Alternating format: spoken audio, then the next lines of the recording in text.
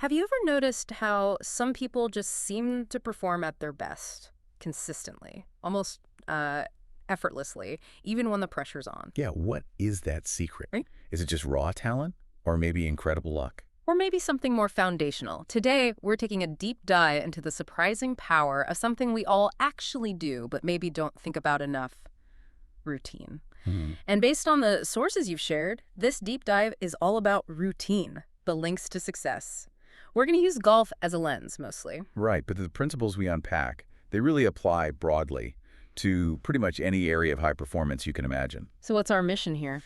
Well, our mission is really to move beyond just the surface level, to really extract the core insights, the mechanisms that make routines so effective. Okay. Understanding these principles, it can genuinely give you a shortcut to being well-informed about boosting your own performance and, importantly, cutting down on inconsistency. Whether that's golf, work, anything else. Exactly. On the course, in your job, any pursuit, really. So how does this actually look in the real world? Let's kick off with some powerful examples, ones that really highlight the impact. Yeah, the anecdotes are compelling. We heard from a PGA Tour winner. This was back in 1992. He flat out stated, "A consistent routine helps eliminate distractions." He credited it for the win. And that's not just a throwaway line, is it? It's a pretty deep insight. Mm-hmm. It suggests that top performance isn't only about perfect execution, but also about preemptively managing that mental noise. Mm-hmm. The stuff that can derail anyone. So his win wasn't just despite distractions. Arguably, it was because his routine helped him just block them out or filter them. Right. And that theme, it just keeps popping up with top athletes. We also have this story, an LPGA player. Oh, yeah, the comeback story. Exactly. A return to victory after a 9-year drought. 9 years. And she credited a slow, deliberate routine and staying fully present. That presence piece is huge. Then there's another U.S. Open champions coach. He hammered this point. Repeat the exact same steps.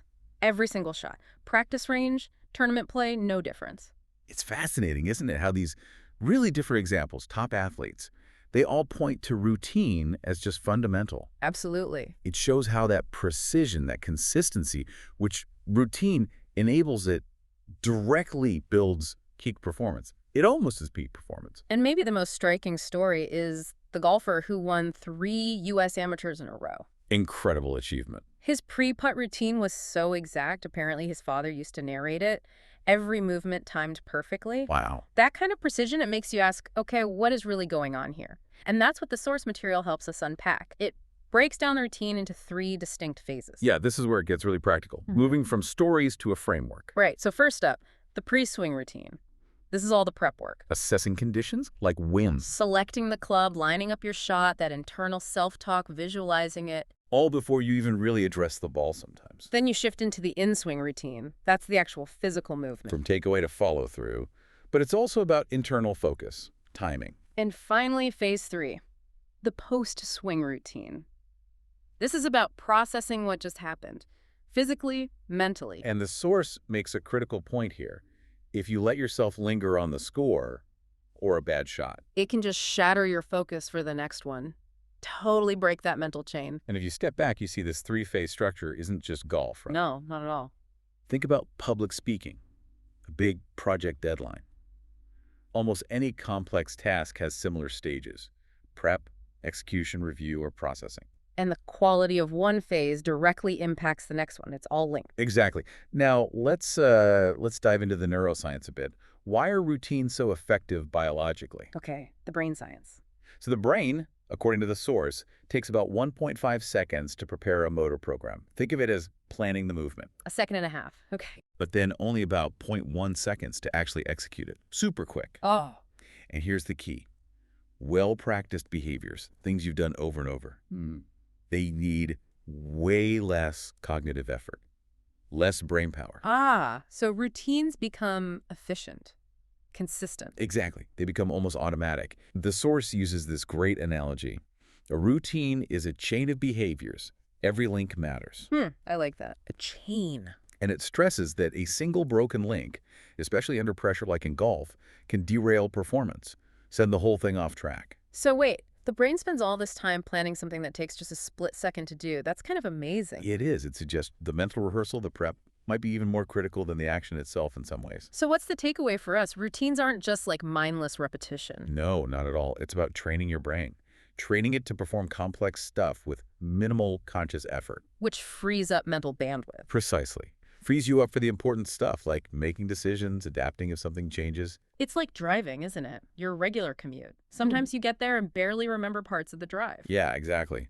Your brain's on autopilot for the routine driving tasks, so you can think about your day or listen to this deep dive. Right. Okay, now, for me, the most mind-bending bit was from that golf legend. Ah, the 90-10 quote. Yeah, he said, 90% of the shot is in the preparation, only 10% is the swing. And then he later revised it. To 80-20, yeah. Still a massive emphasis on prep. How does that even compute? The swing is the action, the thing that sends the ball flying. Why is prep so much more important? It feels totally counterintuitive, doesn't it? Totally. And that's where the source gives us this really interesting distinction. It points out that players often perform better in tournaments than just playing casually. Which also seems backward. More pressure should mean worse performance, maybe? You'd think. But the reason suggested is that they stick to a stricter routine under tournament pressure. More diligent. Ah, okay. So in casual rounds. They might relax the routine, get a bit sloppy with the prep, maybe lack that intense mental discipline, and that leads to inconsistency. So routine isn't just physical technique, it's mental fortitude, focus, discipline. Exactly. It's the will to stick to the process, even when it feels tedious or unnecessary. Okay, so the source gives us a guide for building a solid pre-shot routine. It also flags common pitfalls. What are the main things that mess up consistency? Well, the common culprits are things you'd expect, really. Wind, changing weather, Sure. nerves, tension, Get used to definitely, spectators, other distractions moving around. Yeah, it can throw you off. And, crucially, negative thoughts carrying over from a previous bad shot or hole. That internal chatter. Okay, so how do we counteract those? The source gives a checklist, right? A mental steps checklist. It does, and it sounds like a lot at first glance, maybe even overwhelming. How many steps are we talking? The source actually details, I think, 17 specific points of focus for deep concentration right before the swing, but it's better to think of them grouped together. Okay, break it down. Right. So first, there's the strategic assessment. Looking at the lie of the ball, potential flight path, picking a really precise target, measuring distance, checking the wind again. Got it. The what and where. Then you move into more visual and emotional prep, choosing a shot shape you feel confident with, maybe recalling a similar successful shot from the past, Okay, building confidence. and really feeling the swing motion you want. Then comes the deep focus part, aligning to an intermediate target just in front of you. Like a spot on the graph. Exactly. Quietly verbalizing your intention, like smooth swing to the target.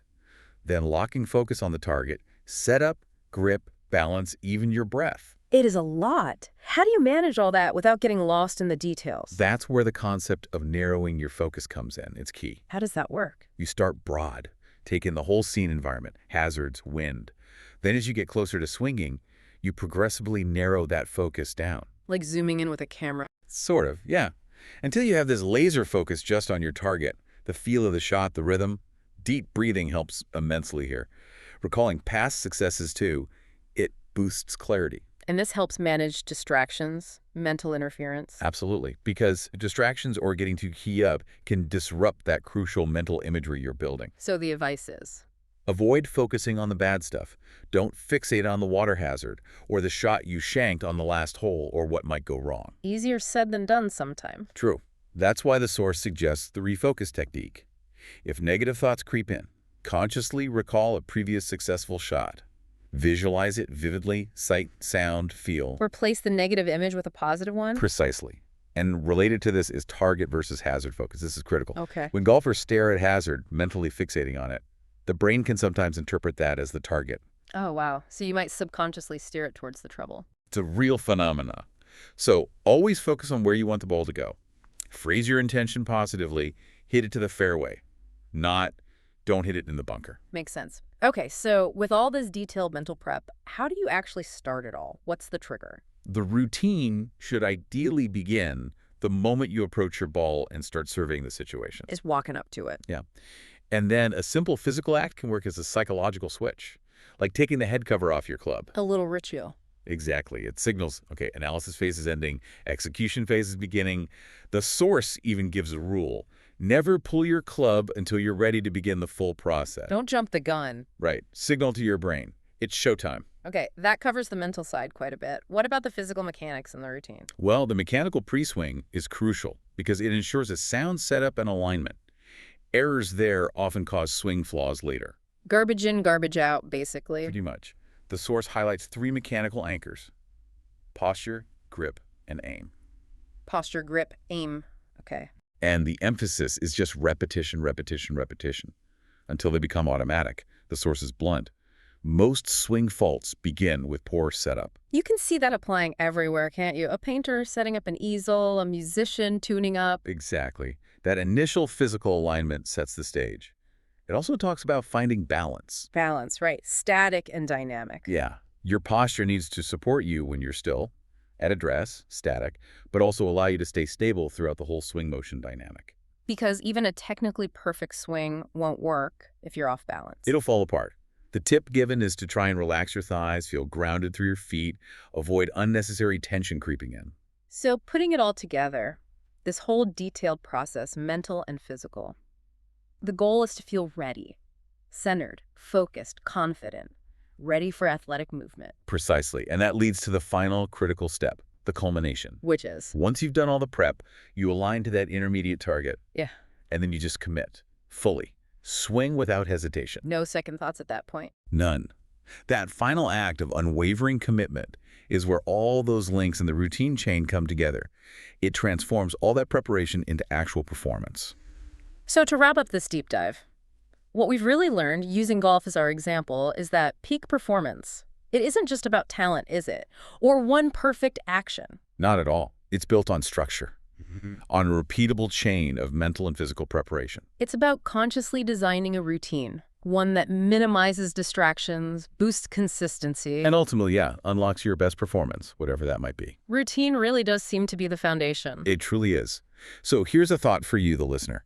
How could building more structured, repeatable preparation, mental and physical, apply in your life? Think about it. Before a big presentation, a tough negotiation, maybe a creative session, or even just handling a difficult conversation, could applying these principles help you minimize distraction, enhance consistency, and unlock your best?